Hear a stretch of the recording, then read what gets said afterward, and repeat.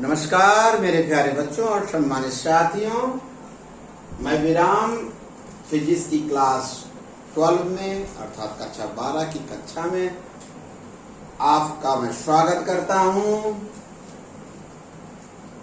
Physics की volume 2 का जो टॉपिक है वह है इलेक्ट्रॉनिक डिवाइस, इलेक्ट्रॉनिक युक्तियां। इस पर चर्चा चलना है। लेक्चर 2 पे आज चर्चा करेंगे। क्रमवार लेक्चर दे रहे हैं आपको। लेक्चर 2 धीरे धीरे लेक्चर 1 देंगे, फिर 2 देंगे, फिर अगले दिन 3 और 4 देंगे।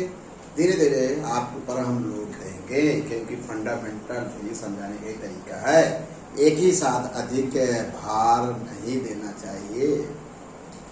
प्यारे बच्चों, पहला जो कंसेप्ट है वो हो चुका है, fundamental concept of electronic device, जो बोर्ड की दृष्टि से, कंडीशन की दृष्टि से बहुत इंपॉर्टेंट है। आइए आज हम चर्चा करते हैं, एनसीईआरटी बेस पर ही चर्चा करते हैं हम। उसका जो टॉपिक है चालक, अचालक और चालकों का वर्गीकरण। प्यारे बच्चों, पूर्व के लेक्चरों में भी इसका इंट्रोडक्शन हो चुका है, लेकिन इलेक्ट्रॉनिक जब स्टार्ट हो रहा है तो इनके बारे में एक बार रिकैप होना, मतलब आपको याद होना चाहिए। उसी क्रम में यह वीडियो आपका है ताकि पूरी हिस्ट्री याद आ जाए, तो इलेक्ट्रॉनिक जो हमको पढ़ाना है मेन टॉपिक, आपको समझने में कोई प्रॉब्लम ना हो। आइए एनसीईआरटी बेस के आधार पर जो टॉपिक चल रहा है, चालक, अचालक मतलब conductor, insulator and semi conductor, जो क्लासिफिकेशन है वह 2 प्रकार से किए हैं। नंबर 1, चालकता के आधार पर on the basis of conductivity. Number 2 जो होगा on the basis of energy band. इसके बारे में आप जानते हो, सिर्फ आपको याद कराना है। ये आपके लिए नया होगा, न्यू होगा प्यारे बच्चों, जिसे हमें समझाना है। ठीक है, आज आइए चर्चा करते हैं। पहले आपको याद कराते हैं जो आप कसम खाए थे कि मैं अच्छी तरह से याद करूंगा, याद रहेगा। आइए, चालकता के आधार पर जो धातु मतलब चालक अचालक का वर्गीकरण कर रहे हैं on the base of conductivity. चालक की जो परिभाषा है आप जानते हैं, वे पदार्थ जिनकी चालकता बहुत अधिक होती है, अर्थात इनमें मुक्त इलेक्ट्रॉनों की संख्या बहुत अधिक होती है। नॉर्मल टेम्परेचर पर, समान ताप पर चालकों के में 10 पावर 28 पर मीटर क्यूब मतलब पर यूनिट वॉल्यूम, माने पर मीटर क्यूब मतलब 1 मीटर लंबा, 1 मीटर चौड़ा, 1 मीटर ऊंचा। अगर कोई बर्तन बनाए तो उनमें कितने इलेक्ट्रॉन होते हैं बेटा? एकांक आयतन माने मीटर क्यूब में 10 पावर 28 इलेक्ट्रॉन होते हैं। कौन इलेक्ट्रॉन? Free electron. इसका मतलब बहुत अधिक इलेक्ट्रॉन होते हैं। किसमें? मुक्त इलेक्ट्रॉनों की संख्या बहुत अधिक होती है। किसमें?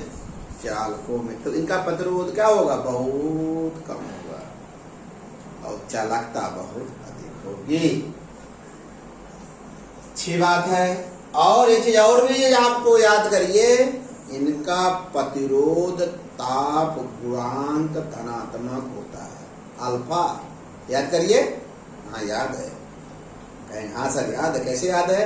इनका प्रतिरोध ताप गुणांक अल्फा का मान धनात्मक होता है। तो हम आपको समझाएं, क्या समझाए हैं? ताप बढ़ने से इनका प्रतिरोध बढ़ेगा, घटने से घट, आपको पता है। एक परिचय हो गया। जो चालकता की जो कोट है, order of conductivity of conductor जो है, इस रो की जो वैल्यू है 10 पावर 6 से 10 power 8 ohm inverse metre inverse होती है on the basis of experiment.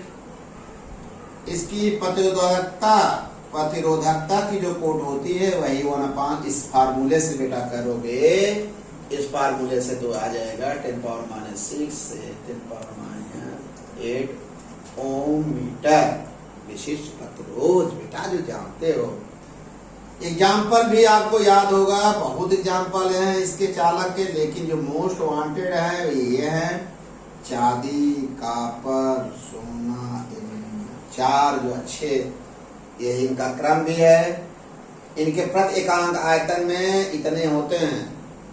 एकांक आयतन मतलब यूनिट मीटर में, पर मीटर क्यूब कहिए, पर मीटर क्यूब में जो मुक्त इलेक्ट्रॉनों की संख्या होती है 28 होती है, बहुत अधिक, इतनी अधिक कि जिनका काउंटिंग नहीं किया जा सकता। प्यारे बच्चों, ये आपको अच्छी तरह से समझ में आ गया। आइए हम आप इंसुलेटर की बात करें, अचालक की बात करें, विद्युत रोधी की बात करें, तो कुछ पदार्थ ऐसे होते हैं जिनमें मुक्त इलेक्ट्रॉनों की संख्या ना के बराबर होती है।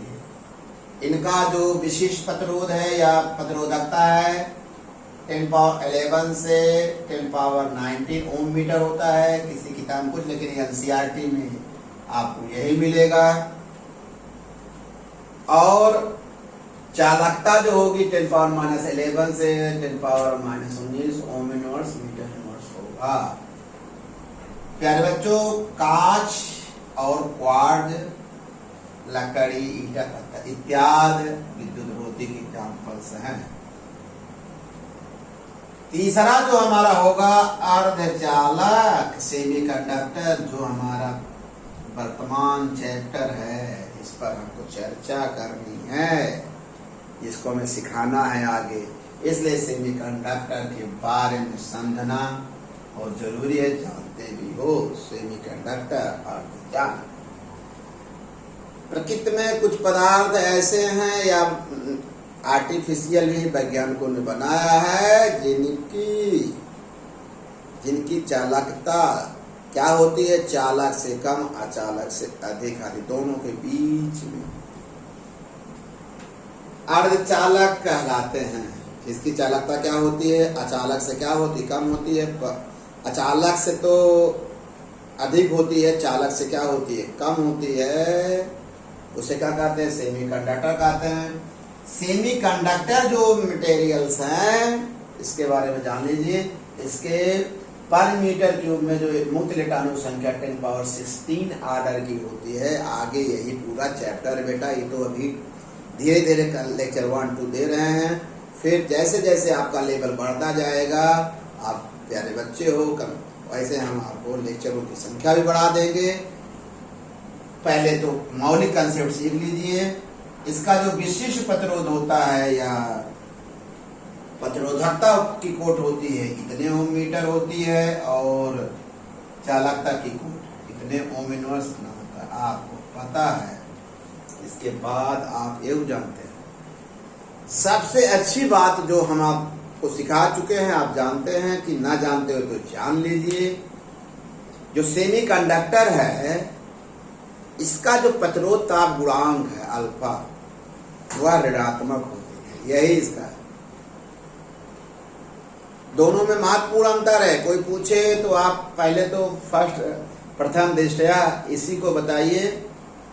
चालक का जो प्रतिरोध ताप गुणांक होता है वो धनात्मक होता है, अचालक का ऋणात्मक होने का जो तात्पर्य है वो मैं समझा रहा हूं।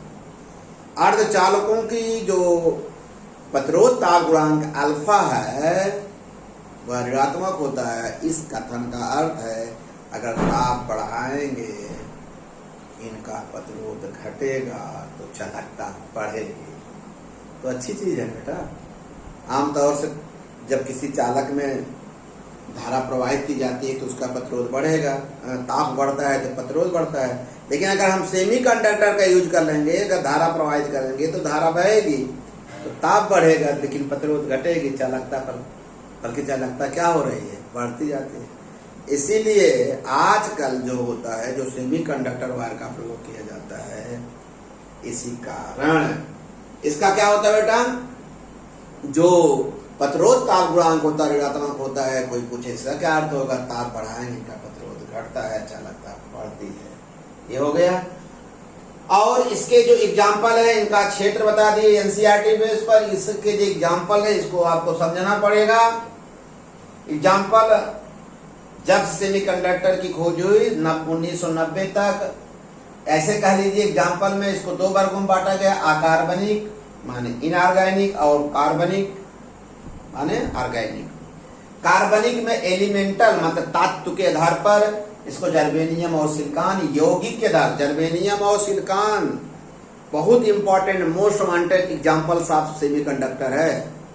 और आगे जब हम लेक्चर आपको आएंगे इलेक्ट्रॉनिक डिवाइस में सबसे ज्यादा जो इसका बेस है, चैप्टर का बेस है, जितने भी डिवाइस आपको मिलेगी आगे मोस्टली किसमें मिलेगी, परिभाषाएं मिलेंगी सेमीकंडक्टर जर्मेनियम और सिलिकॉन के बेस पर ही बताया गया। लेकिन इसके जो कंपाउंड यौगिक के रूप में है CDS है, GaS है, NPS, इसका प्रयोग सोलर सिस्टम अन्य इलेक्ट्रॉनिक डिवाइस LED इत्यादि में यूज होता है। इस पर भी हम इस चैप्टर में चर्चा करेंगे। ये तो हो गया इनऑर्गेनिक में ना बेटा सबसे। लेकिन अधिकतर यूज होने वाले कौन से है,